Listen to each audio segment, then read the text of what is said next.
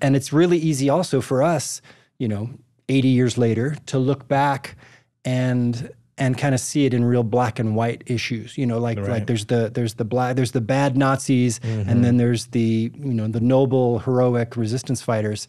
The reality is that for most Germans, there was this big gray area in the middle, and that's where they lived their lives, and that's where they were making decisions and stuff. And somehow, and I have ideas on how, but I don't fully understand it, somehow this 16-year-old kid, Helmuth Hübener, saw through the lies. How? And not only did he see through them, he decided, I have to do something. The story is that when most Germans were falling for Hitler's lies or were too afraid to fight against them, a 16-year-old boy recognized the truth and began a peaceful resistance to shed light on the gross sins of Hitler and the Nazi regime. He rallied a couple of his teenage friends around him to join him in the cause until he was eventually found out, caught, and silenced.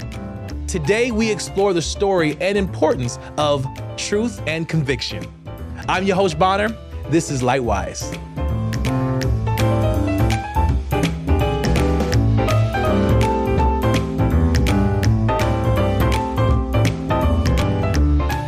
Matt Whitaker is an American film and TV writer and director, and a specialist in the World War II genre. His credits include the critically acclaimed war films Saints and Soldiers and Instrument of War. In 2002, Matt and film crew traveled to Germany with the last surviving member of a teenage Nazi resistant group for the PBS documentary, Truth and Conviction, the Helmuth Hübener Story. Now, 20 years later, this powerful story will be produced as an upcoming dramatic series, Truth and Conviction with Angel Studios. Matt, thanks for coming today, man. Thank you, Josh. Thank you. Big fan of you. You are doing so many amazing things with your artwork and with your movies and documentaries. Can you tell us a little bit about this project that we're going to talk about today? Maybe I can just start and kind of talk to you about how I discovered this story that has changed my life.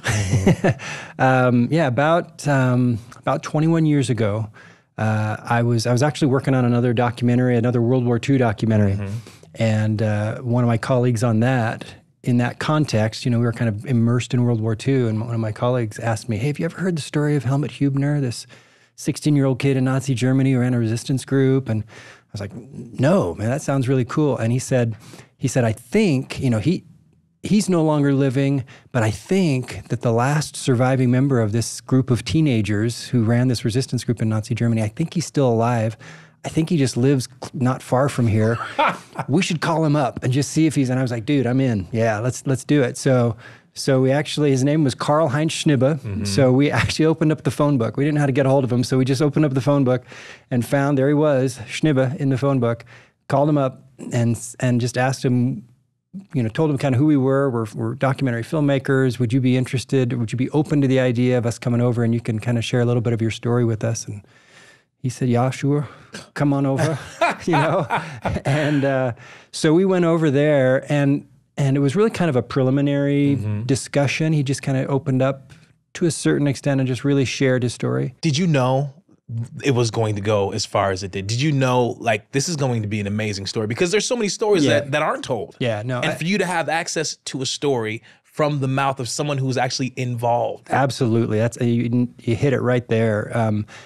And it's a good question because, as a filmmaker, going over to see this elderly man, even if his story is amazing, if he can't tell it in an engaging way, I mean, it's kind of hard to say it that way, but but he was so engaging. Carl was just so alive and so, I knew he had told the story to people before, but I felt like he was telling it for the very first time. Wow. As I heard it.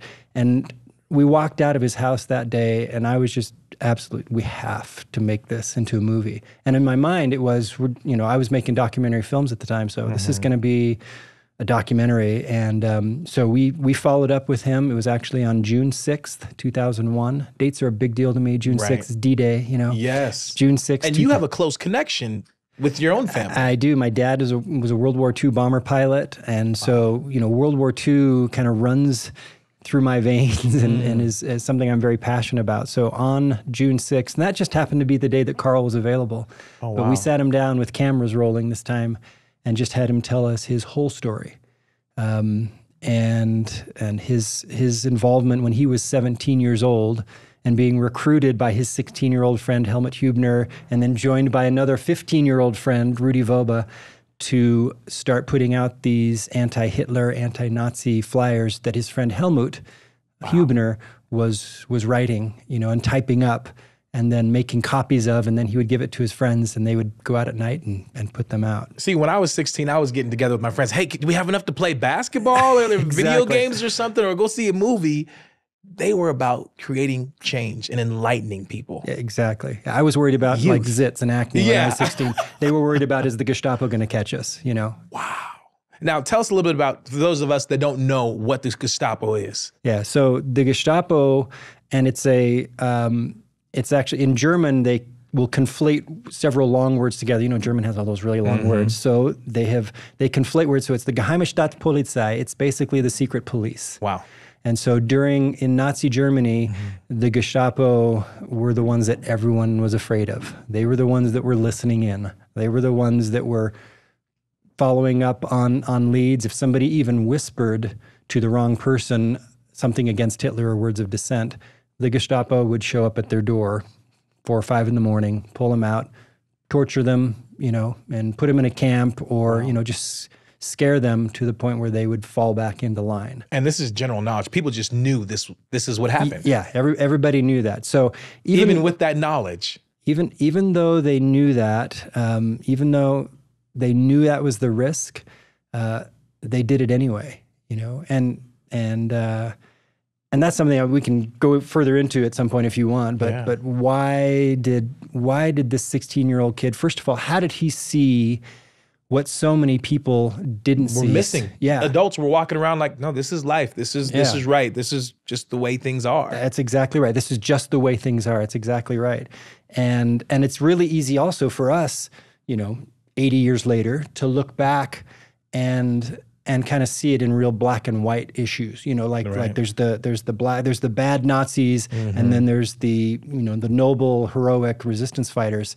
The reality is that for most Germans, there was this big gray area in the middle, and that's where they lived their lives, and that's where they were making decisions and stuff. And somehow, and I have ideas on how, but I don't fully understand it, somehow this 16-year-old kid, Helmuth Hübener, saw through the lies. How? And not only did he see through them, he decided, I have to do something.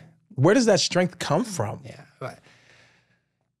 Short answer is I don't fully know, except that, you know what, I know. I think he was inspired. I really do think he was inspired. I think that, he was all three of these boys, the way they bring knew your each other, friends in with this. And what kind of friend are you to say, I'm with you? Yeah. And I know what could happen. I know who the Gestapo is. I know what they could do to me and my family. Exactly. But it was important enough for them to proceed. And I'll say this too, the way that they knew each other is they all belonged to the same faith, so they would see each other. They grew up in the same little church, and they were going in the same little congregation in Hamburg. And so they grew up kind of in this faith-filled environment. I remember Carl telling me when we interviewed him, he said because I asked him that same question, how did he see this? Why would you do this? And one of his answers was, look, we grew up singing that old Christian hymn, do what is right, let the consequence follow. And he said, and that's what Helmut was trying to do, and that's what he invited Carl to do. Do what is right, let the consequence follow. Now, did they really fully understand what the extent of what those consequences would be? I think they understood them on a certain level. Right. I also realized that they were 15, 16, 17 years old. Fearless. Yeah, there's a certain amount of fearlessness that those who were older, married, had kids of their own, and knew. There was a term that they used in Nazi Germany. It's a German word. It's Sippenhaft. And what that means is, if we catch you, your family's in danger too. Wow. And so people who may have wanted to stand up, people who may have wanted to do something, realize they had so much more to lose. I have so much to lose. Yeah, I have so much to lose. Whereas a really bright 16-year-old who's passionate and feels inspired to do something like this might just say, I'm doing this. And that resonates with me because you mentioned about that church hymn. I'm a musician. I love music. And music, it speaks to the soul. And it moves you and it can communicate things to you that maybe a normal conversation couldn't. you know, something that you read couldn't. Yeah. But then there's a connection to deity and to faith and to history that music can reach within a person that can just really, I don't know what the word is, empower you. Yeah, yeah, and I think, and you've really touched on something that there's another element to the music as well, because in Nazi Germany, of course, I say of course, but maybe a lot of people don't know that Jewish composers, their music was banned, you know, so all of these incredible Jewish, César Franck and Felix Mendelssohn and all of these incredible Jewish composers, their music was banned. They couldn't listen to him. It was a capital offense to listen to Mendelssohn. But that was one of the things that, it's a connection that I feel because Helmuth loved Mendelssohn and he introduced it to Carl, and Carl loved Mendelssohn. They would secretly listen to it. Carl introduced it to me, and I now love Mendelssohn. And so for me, the music of a banned Jewish composer is this thread for me, kind of a direct thread back to Helmuth, you know, someone that I never, of course, was able to meet. Mm-hmm. And they must have had a solid friendship that was grounded in more than just playing games, but it was in their faith and in their moral compass of knowing something's not right and we have to do something about it. Yeah, that's absolutely right. And Carl was real honest about the fact that he had to really kind of grow into that. You know, when Helmuth, he tells the night that Helmuth recruited him and Rudy, Helmuth had asked Carl and Rudy each separately, meet me at my house at this time. It was about 10 o'clock at night. He was living with his grandparents. They were asleep already. And Carl says that he went over there and he and Helmuth were starting to talk. And then Rudy comes in and Carl said, what's he doing here? And Helmuth said, well, he's the third in our group. And Carl said, wait a minute, who's the second? You know, it's like, and Helmuth says, you are. And he's like, wait a minute. Wow. It took him a while to kind of realize, because he understood, you know, do I really want to do this? But for Carl, there was an arc in his progression and in being courageous to stand up for what was right. Now you name this truth and conviction. Yeah. Truth and conviction. Why? Those two elements, those two traits, that the truth, Helmuth he found the truth, he realized that they weren't getting it, and it was really important for him to share that. Yeah. But it also, as you'd mentioned earlier, it also took some chutzpah. It took a real deep sense of conviction. I mean, how many others knew the truth? That's right. How many others knew the truth, but like you said, I have my children, I have my uncles and aunties, right. Yeah, they had the truth, but they didn't have that sense of conviction. It's also, there's more to it than that, and we can dive into other elements of the story. Don't spoil it now. We want everybody to be able to see this now. But there's layers and nuance to that word conviction. Once you delve into a lot of the aspects of this story. Now, you've been in this industry for a while now, and you're kind of resurrecting this story to be told because the whole world doesn't know it. I didn't know it, and I'm a fan of your work. Yeah. And so, why is it important for you to tell this story in this way? Because it's going to be a series. Yeah. It's not just one movie. It's not just a documentary. It's going to be something that we're able to look and see from the eyes of these young men. That's right. Yeah. You know, when we were doing the documentary, I really was just thinking, this will be it. You know, let's do this great little PBS documentary, and it'll get out to whoever watches PBS in the United States, and that's great. You know, something happened while we were shooting the documentary, and that is that we actually flew with Carl over to Germany, and were able to take him back to, in Hamburg, some of the places that he lived. There were some of the cells that he was held in when he was 17 years old were still in existence. So we took him into some of these cells, and you know, it was powerful because he would walk in and he knew we wanted to get him on camera and stuff. He would walk in, but at a certain point he's like, I'm out. You know, I got to get out. But one of the things that we did there in Berlin, outside of Berlin, there's a prison, and it's called Plötzensee, and it was a prison back in the 40s as well. After they were captured by the Gestapo, and Helmuth was after they stood trial in the highest court in Germany, Helmuth was sentenced to death. Where Helmuth ended his life, where they took his life, where he was executed, is now a national memorial in Germany. And we were there with Carl one day, filming with him, and there's even a little photo of the three boys that's up on the wall there, where in that execution chamber. And while we were there, a busload of teenagers on a high school field trip showed up, and they got out, and their teacher was kind of showing them around and everything. And one of my crew grabbed the teacher and said, "Hey," he pointed to the little photo of the three boys and pointed to Carl, this 17-year-old kid, and said, "That kid right there, that's him over there." And the teacher was like. So he gathered his teenage kids, his students around, and then just said to Carl, "Tell us your story." And so Carl spoke to these kids about what he was doing when he was their age. And I was watching the kids, and I was looking in their eyes, and I was seeing that they were feeling it, that they were getting it. And that, for me, was really the beginning of where I started thinking, this is more than just a little PBS documentary. This is a story that reaches people, that changes people who hear it. Throughout the generations, at all ages. That's exactly right. We need stories like this. We need this story. That's exactly right. And so it was somewhere in there, after there, that I actually started writing the script, started writing a very, very, very early draft of the script. And it just, the story will not let go of me. And so here we are, 20-ish years later, getting ready finally to bring it to the world. As you were asking him these questions and taking him to these places where he was as a youth, did more details and more memories come to him? Oh, yeah. Yeah. In fact, he used to say that. He's like, "Oh, a window opened." He would say it that way. A window. That's what he'd say. "Oh, a window opened."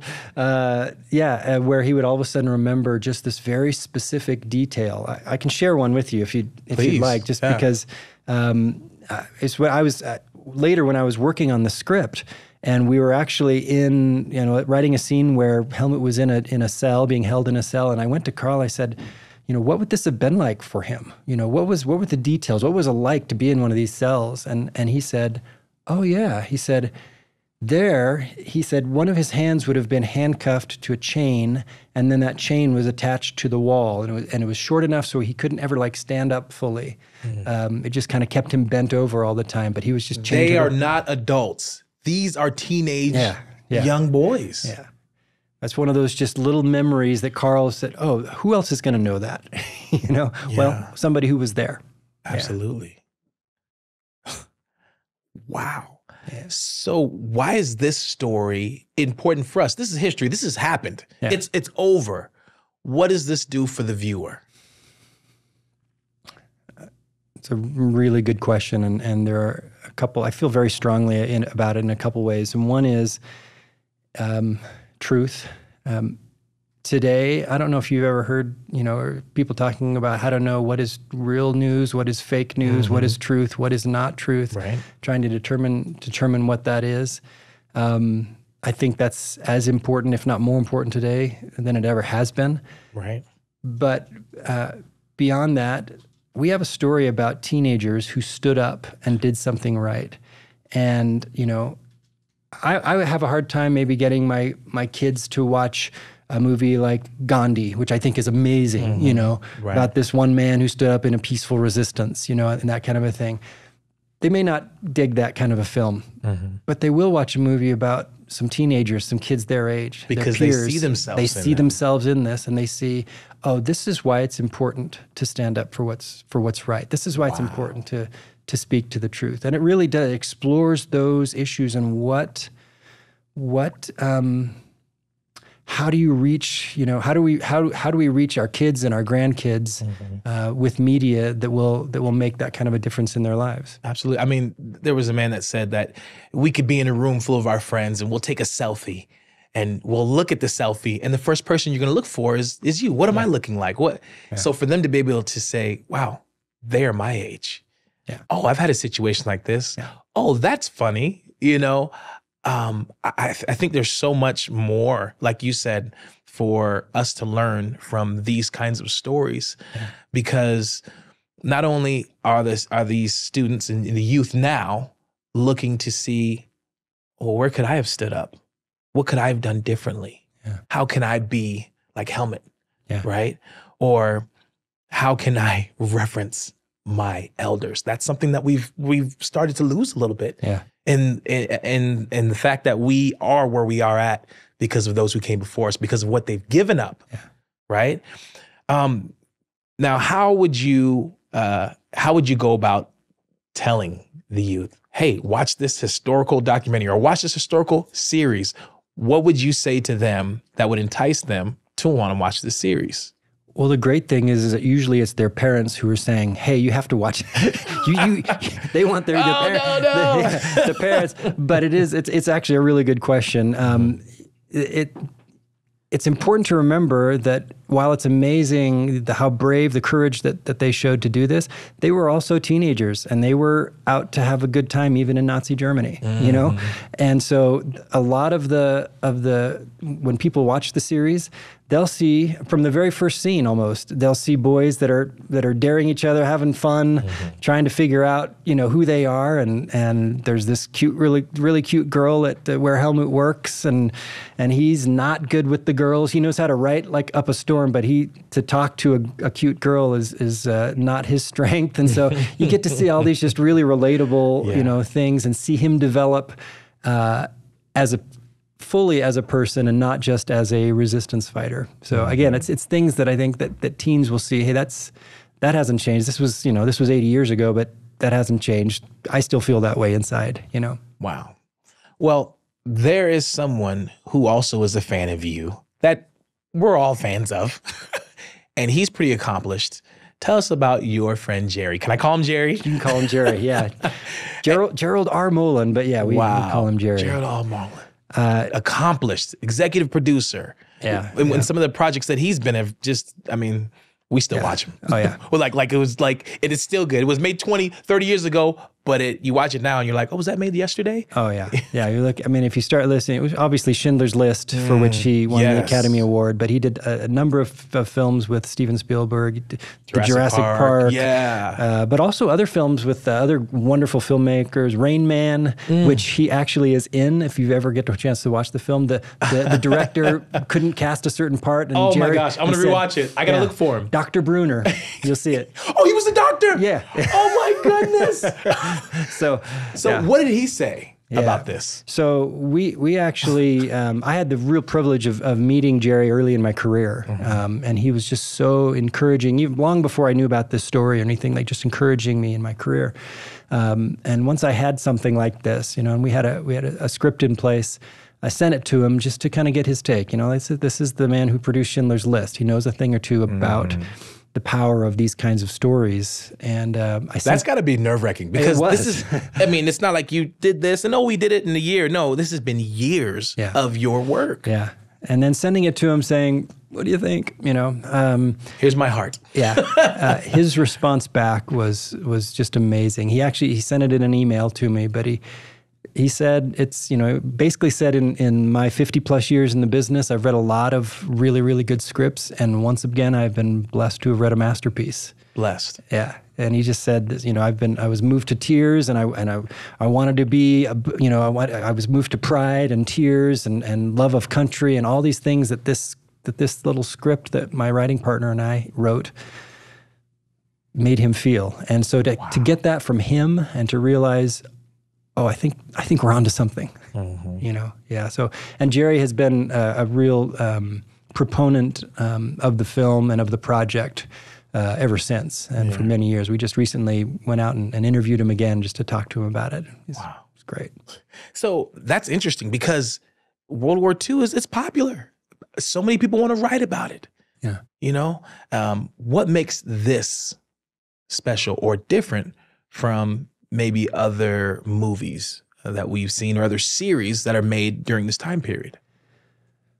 I think one of the things is that although it's set during World War II, it's not a war film. There's no battle scenes, there's no tanks, those kinds of things. This is a real human story. I'll tell you, one of the most incredible parts for me and powerful parts for me was learning more about the Gestapo agent who hunted them down relentlessly. Wow. And the impact that it had on his life. It changed him as well. And so we dive in the series, we dive into... You see the humanity of we that see side. Wow. this man who during the day would do horrible things. He would torture people for information. at night he would go home and he was a loving husband and father. And we have evidence to show that he was gentle and kind. And how do you reconcile that? You know, that for me is one of the draws to say we're examining these kinds of very human elements, very human stories to say, how could that happen? You know, how could that happen? How could they make these decisions? And really kind of diving deep with that. So, and everybody gets a chance to answer the question, what will I do in this situation? You know, every character gets a chance to answer that question. What am I going to do? Am I going to stand up or not? Including that Gestapo agent. Wow. It's very powerful. I won't give that away. Well, do you feel like there is a character, a person in this series that everybody should be able to identify with?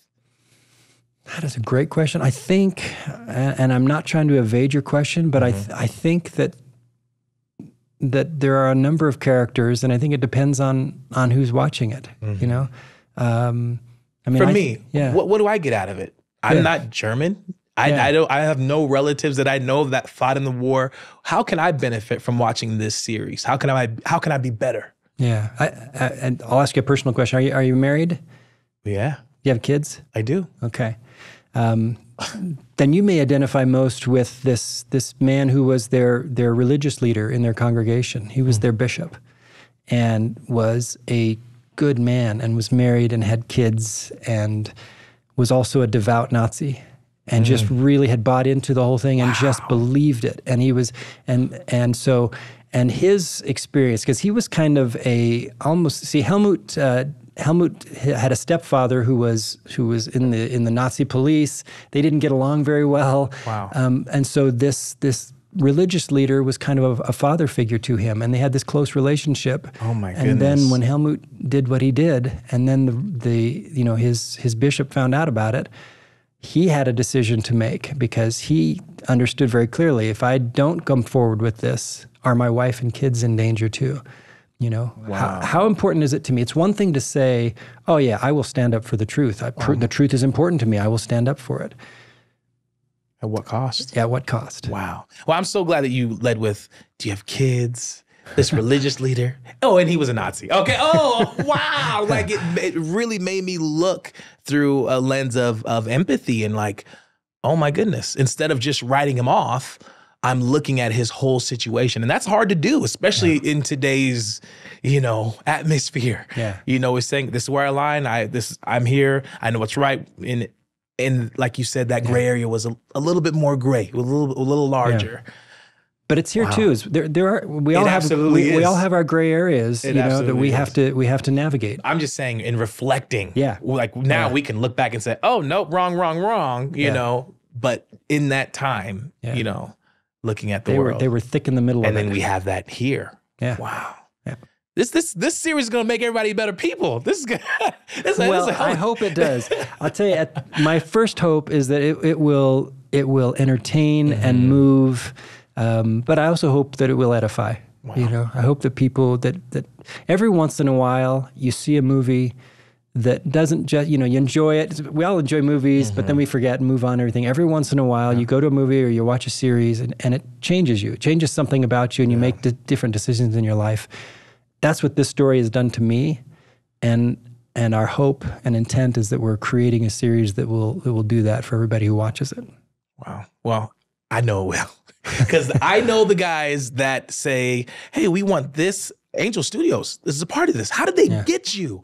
Because I heard that they all looked at it and they were like, oh, we need to push this. This is number one. This is like, they were all on board. Well, and I can't speak to that. I don't know that, but I do know that we felt, they were, when we sat down with them for the first time, they had actually, at least one of them had seen the documentary before. I think they all had, and just said, yeah, we know the story. Dudes, we want this. We want to do this. It was great for us because we kind of felt the same way. It's like, Angel Studios wants us? Yes. All right. Oh, well, how important was it for you to have a support staff and group to be as passionate as you've been about this? Yeah, that has made all the difference, honestly. For a number of years, I and my partners at Kaleidoscope Pictures have, just a few of us have been pushing this big, huge boulder up a mountain. It feels like a lot, you know, kind of on our own, it feels like. Right. And there have been times where you just have to kind of sit down, put your back against the boulder and try and catch your breath. And it's just been a journey.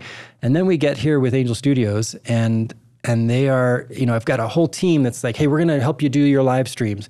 And I got a whole team for social media, and a whole team to help you get, you know, bringing in social influencers, and just all these different teams. And we meet with them on a regular basis. And they're probably sick of hearing me say it, but I keep saying, you guys, thank you. I'm so grateful for this system, you know, this team at Angel Studios that is all about bringing powerful stories that amplify light to the world, and for helping us and trusting us to do that. That's amazing. I think that more stories like this need to be brought to light, and I'm hoping that this will spur thoughts of people, because that generation of people they're almost dying. They're almost gone. They're dying, and to get the details and to be able to go to these places where these events happened. I think it is edifying. It's empowering. This story reminds me of the stories we learn in the scriptures about David. Even just in our world history, Joan of Arc. Yeah. These are youth that are doing things that the adults weren't willing to do. Is there something about youth that allows them to do what they've done? You know, I think if someone were to say to Helmuth, and I didn't know him personally, but if someone were to say to him, you know, what you're doing is like David or Joan of Arc, I think he probably would have said, no, I'm not. You know, I'm not like that. They were amazing. David was amazing. Joan of Arc was amazing. I'm not like that. I have to do something. You know. I think though that if we would have maybe said the same thing to David, I wonder to Joan of Arc, I wonder, you know. I wonder if each of us sometimes doesn't realize the power and the goodness that's in us, you know. And I know I have the privilege of working with a lot of Gen Zers, you know, so a lot of teenagers and kids in their early 20s, and I see in so many of them, I see seeds of Helmuth, if I can put it that way. These kids who are seeing things that to them just seems wrong, and they're trying to figure out what's the right way to stand up for this. I don't think that, yes, what Helmuth did was astounding and amazing, but as I look around at teenagers today, I see so many that I think would probably do the same thing. Wow.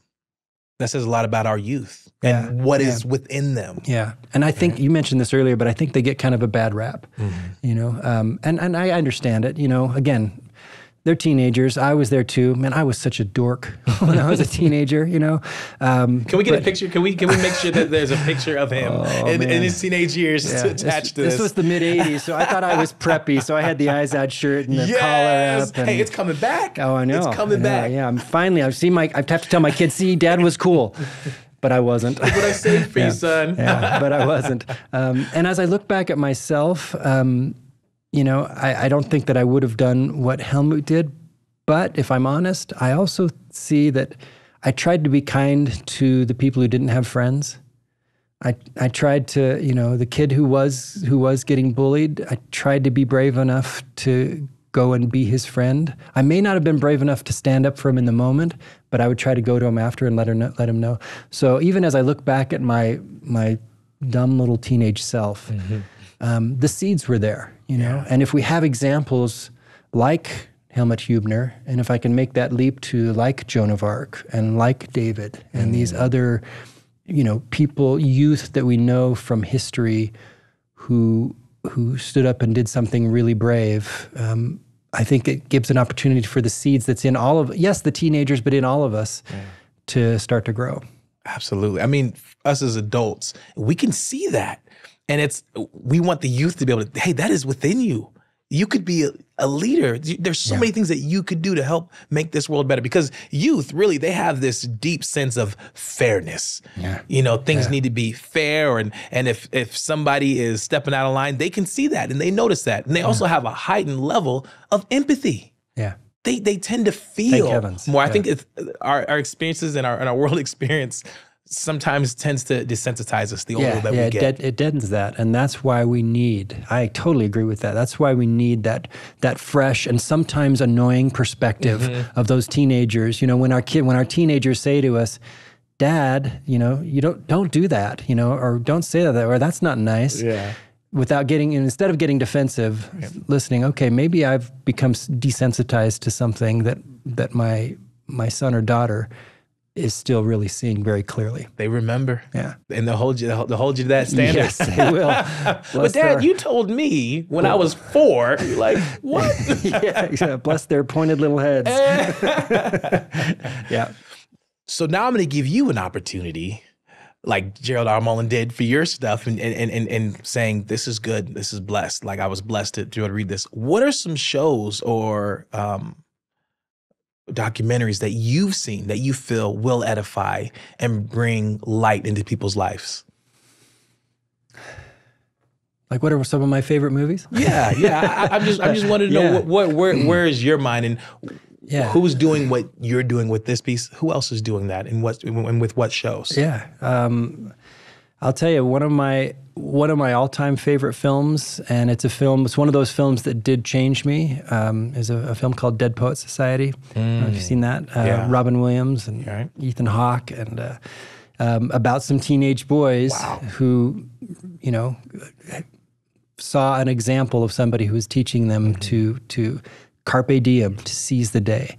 I came out of that movie literally with my fist clenched, like carpe diem, you know, and I still do. I still feel like, okay, this seems like the right thing to do, carpe diem. Let's go for it. So that resonates with me. I'm a teacher. I'm a teacher, and I'm a coach. And teenagers, like, they are developing, and the decisions that they're making and the routes that they're taking are solidifying who they are going to be as an adult. So you're able to see their transformations, and to be a part of that is a sacred calling. Yeah.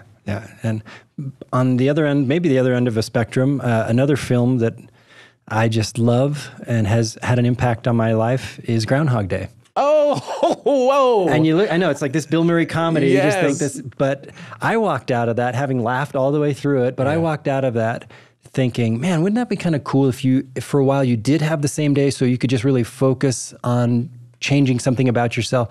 And then I thought, well, in essence, we do.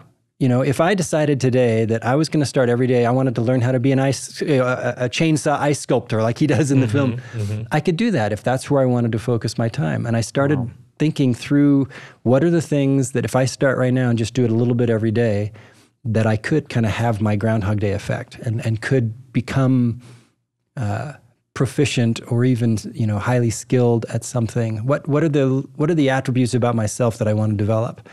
You know, not to over philosophize about a beautiful little comedy, but that is one that made a difference. And I've heard from others that I wasn't the only one, that this zany, out there, broad comedy about a guy who wakes up and has the same day over and over and over again impacted people, you know? So there's another one. So Dead Poets Society and Groundhog Day. Yes. Oh, that's great. And that does make sense that you would be drawn to this story, you know? And I think that as a viewer, I always look to see, what can I get out of it?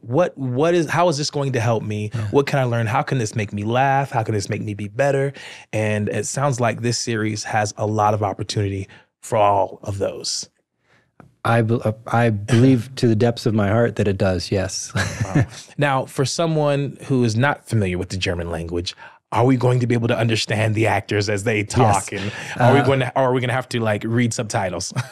And to answer your question, I do not speak German. I've been immersed in the story and in the country, you know, and in the period long enough that I've picked up a few words and I kind of know how to slightly pronounce them, but I don't speak German almost at all. And so, yes, it'll be shot. We're actually going to be casting it out of London, casting it out of the UK. Great. So, you know, the intent is that we'll have mostly British actors doing it in English, in British English, but maybe with just a little flavor of German layered into it. But yes, so we'll be able to follow the story very clearly. That's so great. And when you think about teenagers, a lot of times they get an unfair shake. You think rebel rousers, they're getting into trouble, teenage boys. But these were boys of faith. these were boys who understood what it truly meant to be a peacemaker and wasn't necessarily avoiding conflict, but knowing I have to stand up to this. Yeah. This is what creates peace, is to be in the middle of it, is to share truth. Yeah. That for me is one of the most powerful, personally powerful aspects of the Helmuth Hübener resistance group, is that they were a peaceful resistance group. There were other resistance groups, not many, but there were other resistance groups. The Edelweiss Piraten, the Edelweiss Pirates. They were, they were teenagers and in their 20s and stuff. And I'm not denigrating what they did, because they stood up too. But their mode was, let's go let's go pick fights with the Hitler Youth, and let's go bomb the Gestapo offices and things like that. And that's the way that they were doing that. For me, Helmut, he didn't know how to use a gun. He didn't have a gun. He wasn't a big kid. He was a thinker. Yeah. And his gift and his weapon, if you will, was the written word. Wow. Was the typewriter. And so that was his weapon, and that's what he used. And it's interesting that the Gestapo understood that. They were more afraid of a typewriter than they were of the pistol, because they understood they could take pistols away. They could do that. They could lock those people up. But what people think and what they believe, that was much more difficult, much more dangerous from their perspective, which is why they were so relentless in trying to hunt down who was putting out these flyers all throughout Hamburg. Wow. I mean, it just shows that no matter who you are, there's something that you can do in the cause for peace and to making this world better. Yeah. You just got to find out what that talent or gift is that you have, and you find a way to serve in it. I tell you, I think about, because I try to think about, how do I translate what these kids did in Nazi Germany into my own life and this peaceful resistance? And this may sound weird, but one of the ways that translates for me is in how I, like even in my own family, if somebody, if my wife says something to me that kind of irritates me, how do I respond? Is there a peaceful way to respond, or am I going to respond in a different way that just makes it worse? What would Helmut do? Let me write this. Hold on, honey, 1 second. WWHD, what would Helmut do? Yeah. And then write her a note, hand it to her, read it when I leave. Yeah. Yeah. But I mean, again, it is kind of a funny example, but it's true, that's one of the ways that it has impacted me, is to think, what's the peaceful way to approach this? There are obviously a number of ways to respond to these different challenges or these different situations in our families, in our work situations, in our country, in the political realm, all these things. Wow. There is a power to peaceful response and peaceful resistance, and how does that translate into my life? Mm-hmm. And these boys, it's not like they cut off all communication with everybody else that thought differently than them. No, they still had those relationships. No, yeah. But they still held true to what they knew was right. Yeah. Helmut was in the Hitler Youth. So was Rudy. Karl got kicked out of it because Karl was a fighter. And they actually, they tried to make them do some really unkind things to some Jews, and Karl refused to do it. And they tried to make him, and so he punched the Hitler Youth leader in the face and walked off and got kicked out. And we're going to see this in the series? Oh, yeah. Later, that would come back to, when they were standing in a trial a year later, that was really a bad thing. It came back to haunt him. But he did it. That's who he was, Wow. He wasn't going to put up with that. So... Now, if there's something that you could share or tell the youth of this generation now that could help them in their journey of finding their Helmut moment, what is something that you could say that might help them see that within themselves? Okay, I'm just going to answer real honestly here. I don't know that I'm qualified to kind of speak as a voice to, give counsel to the youth of the world or of the country, but speaking as someone who, I know people look at me and they see gray hair and a gray beard and stuff like that, and they see this guy in his mid-50s, but on the inside, I still feel like I'm 17. That feels like yesterday to me. And so that's one of the reasons that the example that these boys set means so much to me. So when I interact with the teenagers today, I have so much respect for what they have going on inside. Wow. For what they're trying to figure out in the best way that they can. And I know the challenges, and I know that there's Don't get me going on, too much time on video games and all those kind of things. I get it, and I can be a parent like any parent there and everything like that. But there is also so much depth and stuff that I think we don't give them credit for. So if I were to say anything to youth out there today is, man, don't second guess how the amount of depth that you have in your soul. Wow. Don't second guess those deep feelings that you have that says, you know what, this seems right to me and that doesn't. I should do something. Don't second guess that, even if the adults around you maybe don't see it quite yet. Let yourself be that teenager who stands up. I love that. And that's powerful. And we as adults should definitely reverence that part of our youth. Yeah. And we're going to see it in truth and conviction. Yeah. Oh, it's so exciting. Yeah. Thank you. Yeah. I'm ready. It's been a journey. But as I look back on it, I do feel like everything, it's like the time is right now to be able to tell this story. Well, just so you know, I also am an actor. And I don't know how many African-Americans were in Germany during that time, but if there's a role for someone, right, I'm your man. Man, let's dive in. Let's have a conversation. There weren't many, but they were there, actually. Yeah. There's a story there, too. Let's tell it. Okay. Love it, man. Can't thank you enough for what you have provided and for what we're going to see. Thank you so much for coming and discussing this on Lightwise. Happy to do it, man. You're easy to talk to. Thank you, man. Lightwise is a video podcast production of Angel Studios, released every other Tuesday. To watch more episodes or be notified of new episodes of Lightwise, download the Angel app now, wherever you get your apps. Also, to make sure you don't miss the upcoming inspirational series Truth and Conviction, download the Angel app now. If you'd prefer to listen instead of watch, you can find the Lightwise audio podcast version wherever you get your podcasts. This episode of Lightwise was hosted by Yahosh Bonner and was written and directed by me, Joel Ackerman, produced by Cameron Jackson and Al Mullins, and edited by Cameron Jackson, with sound mixing by Brian DENSLEY, and additional sound recording by Louise Laffey.